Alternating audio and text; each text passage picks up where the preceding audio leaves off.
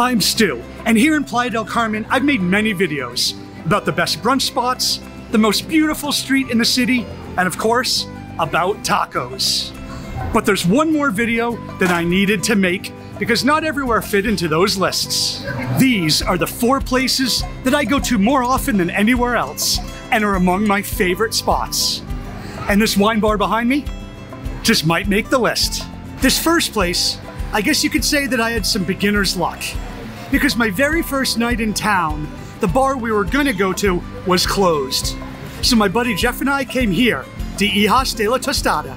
I got the tuna carnitas tostada, and boy, I was hooked. And then I followed this up a few nights later by unintentionally having a few too many beers and shots at the bar with a group of guys. One of the guys was the owner, who's a little bit bigger than me, but hey, I can hold my own. With a large menu of both hot and cold seafood tostadas, it took me an entire month of eating here before I got through them all and even realized that there were other things like tacos and fish and chips. But honestly, these are my favorite tostadas that I've hit here in Mexico at all these 8 months.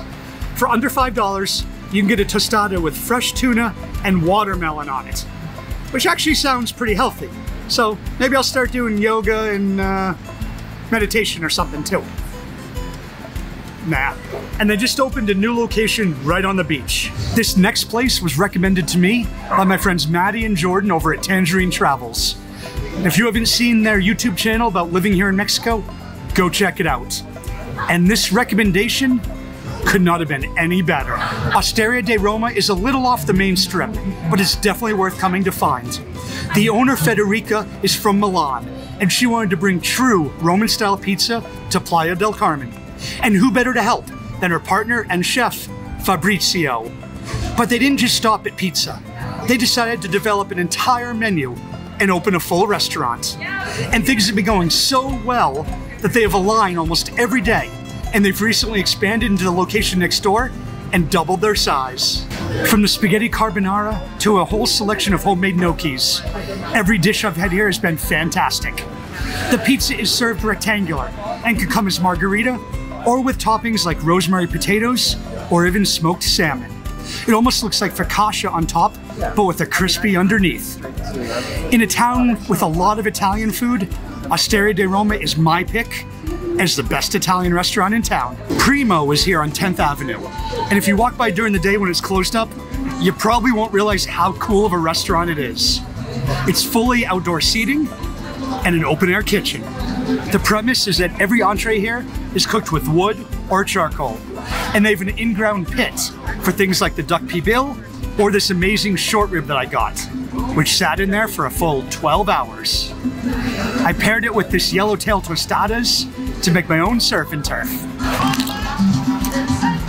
When I asked the bartender what he calls this cuisine, he told me craft Mexican. So that's a lot of food, but you always know I end the night somewhere.